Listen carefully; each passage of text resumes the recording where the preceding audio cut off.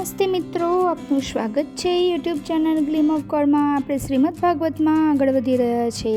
ગઈકાલે આપણે જોયું હતું વૃતાસુર પૂર્વજન્મ આખ્યાન. આજે આપણે જોઈશું દિતિ અદિતિ સંતતિ વર્ણન. શ્રી સુખદેવજી બોલ્યા, હે પરીક્ષિત, હવે હું અદિતિના પુત્ર સવિતાની પત્ની પૃથ્વીના ગર્ભથી ઉત્પન્ન થયેલા સંતાનો વિશે જણાવું છું. સાવિત્રી, વ્યાતિ અને ત્રયી 3 પુત્રીઓ અને અગ્નિહોત્ર, પશુયાગ, સોમયાગ, ચાતુર્માસ્ય અને પંચ મહાયજ્ઞ 5 પુત્રો પેદા થયા.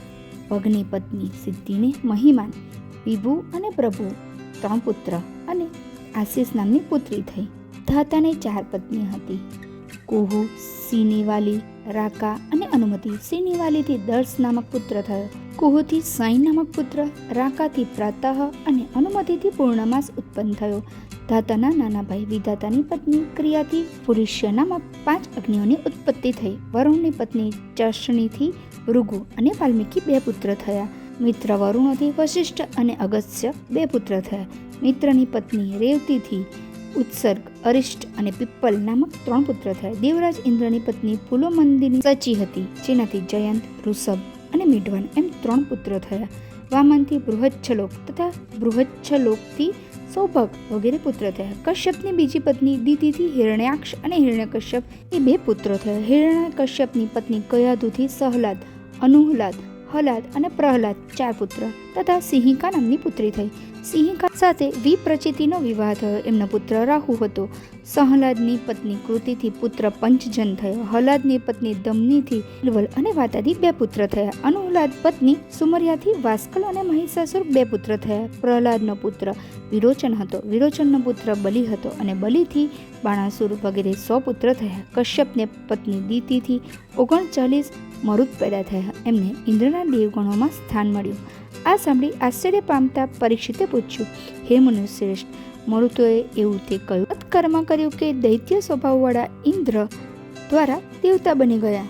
આ પ્રશ્નના ઉત્તરમાં શ્રી સુખદેવજી બોલ્યા, પરીક્ષિત, ભગવાન વિષ્ણુએ ઇન્દ્રનો પક્ષ લઈ દિતિના બંને પુત્ર હિરણ્યકશ્યપુ અને હિરણ્યાક્ષને મારી નાખ્યા. ત્યારે શોકાકુળ બનેલી દિતિ ક્રોધની આગમાં સળગવા લાગી કે ઇન્દ્રને કેવી રીતે મારવો. એટલે એ ઇન્દ્રને મારનાર પુત્રની ઈચ્છા કરવા લાગી. એ સેવા શુશ્રૂષા અને ભક્તિથી કશ્યપને વશમાં કરવા લાગી.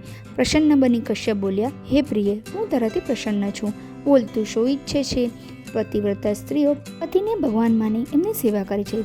તે મારી આવી જ રીતે સેવા કરે છે, માટે હું તારી ઈચ્છા પૂર્ણ કરીશ. આ સાંભળી દિતિ બોલી, હે બ્રાહ્મણ, ઇન્દ્રે મારા બંને પુત્રોને મારી નાખી મને પુત્ર વિહોણી કરી નાખી છે, માટે હું એ ઇન્દ્રને મારનારો વીર પુત્ર ઈચ્છું છું. દિતિની આ વાત સાંભળી કશ્યપ ઘણા દુઃખી થયા અને વિચારવા લાગ્યા કે મેં વચન આપી સ્વયં અનર્થ કરી નાખ્યો. પત્ની રૂપી માએ મને મોહી લીધો. આ પાપથી મને નરક મળશે. ઓહ, આ સુંદર મુખવાળી, મધુરભાષી તથા છરી સમાન હૃદયવાળી સ્ત્રીઓના કરતૂત કોણ જાણી શકે છે? મારે મારું વચન તો પાળવું જ જોઈએ. હું એને અવશ્ય પુત્ર આપીશ, પરંતુ ઇન્દ્ર મળશે નહીં, કારણ કે એ મારવા યોગ્ય નથી. શપ મુનિ બોલ્યા, હે ભદ્રે, તું 1 વર્ષ સુધી પુષ્પન વ્રત કર. એમાં થોડી પણ અસાવધાની ન થાય તે જોજે. આ વ્રતના પ્રતાપે તને મનગમતો પુત્ર પ્રાપ્ત થશે. જો થોડી પણ ગફલત થશે તો તારો પુત્ર દેવતાઓનો મિત્ર બની જશે. દિતિ ખુશ થતા બોલી, સ્વામી, હું શ્રેષ્ઠ રીતે વ્રતનું પાલન કરીશ. મને એની વિધિ બતાવો. દિતિની આવી દ્રઢતા જોઈ કશ્યપ બોલ્યા, આ વ્રતમાં પ્રાણી હિંસા ન કરવી, ગાળ ન આપવી, જૂઠું ન બોલવું, નખ વગેરે કાપવા નહીં. સાથે સાથે અપવિત્ર વસ્તુનો સ્પર્શ, જળમાં પ્રવેશ કરી સ્નાન કરવું, અન્ન, માંસ, કીડી તથા રજસ્વલા વગેરેથી દૂષિત પદાર્થ ખાવા, અંજલિથી જળ પીવું, એંઠા મૂકે રહેવું, સંધ્યા ટાણે વાળ ઓળવા વગેરે પણ વર્જિત છે. ભોજન પહેલાં ગૌ, બ્રાહ્મણ, લક્ષ્મી, ગોવિંદ વગેરેની પૂજા કરવી. પતિની પૂજા કરી હરિનું ધ્યાન કરતા પતિનું તેજ પોતાના ઘરમાં છે એવી ભાવના કરવી.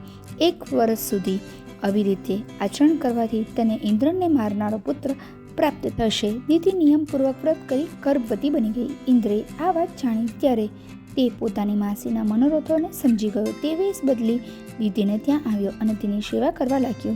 એ નિત્ય વનમાંથી ફળ વગેરે લાવી એની સેવામાં રહેતો. સાથે સાથે એ વાતની પ્રતીક્ષા કરતો કે એના વ્રતમાં કોઈ પ્રકારનું વિઘ્ન ના આવે, પરંતુ દિતિ એ વ્રતમાં કોઈ ઉણપ આવવા દીધી નહીં. આ જોઈ ઇન્દ્રને ઘણી ચિંતા થવા લાગી. ઇન્દ્રના સૌભાગ્યથી એક દિવસ સાંજે એ થાકી જવાને કારણે હાથ મોં ધોયા વગર જ ઊંઘી ગઈ. ઉચિત અવસર જોઈ ઇન્દ્ર યોગ બળથી નાકના રસ્તે દિતિના ગર્ભમાં પ્રવેશી ગયો. એણે પોતાના વજ્ર વડે ગર્ભના 7 ટુકડા કરી નાખ્યા. ગર્ભ રડવા લાગ્યો ત્યારે ઇન્દ્ર બોલ્યો, રડો નહીં. ત્યારબાદ એણે એ 7 ટુકડાના પણ 7 ટુકડા કરી નાખ્યા. ત્યારે એ ટુકડા બોલ્યા, હે ઇન્દ્ર, અમે તમારા ભાઈ છીએ, તો અમને કેમ મારો છો? ત્યારે ઇન્દ્ર બોલ્યો, જો તમે મારા ભાઈ છો તો ડરો નહીં. હરિકૃપાથી દિતિનો ગર્ભ પણ 50 ટુકડામાં વેચાઈ જવા છતાં પણ નષ્ટ થયો નહીં. ઇન્દ્રે એને મરુડગણ નામના દેવતા બનાવ્યા. દિતિ જ્યારે મોહ નિંદ્રામાંથી જાગી ત્યારે એણે ઇન્દ્રની સાથે અગ્નિ જેવી તેજ કાંતિવાળા એ પુત્રને જોયા. એ ઇન્દ્રને કહેવા લાગી, મેં દેવતાઓને ભયભીત કરનાર પુત્ર માટે વ્રત કર્યું હતું. એ ગર્ભ 49ની સંખ્યામાં કેવી રીતે બની ગયા? હે ઇન્દ્ર, જે હોય તે સત્ય કહી દો. ઇન્દ્ર સત્ય વાત જણાવી દીધી અને બોલ્યા, આ બધું ભગવાનની કૃપાનું ફળ છે. આમ કહી દિતિની ક્ષમા માંગી. ત્યારે દિતિએ કહ્યું, હે ઇન્દ્ર, તમે એમની રક્ષા કરો. દિતિને પ્રણામ કરી ઇન્દ્ર એ મરુડ ગણોને પોતાની સાથે લઈ સ્વર્ગ જતા રહ્યા. શ્રી કૃષ્ણ.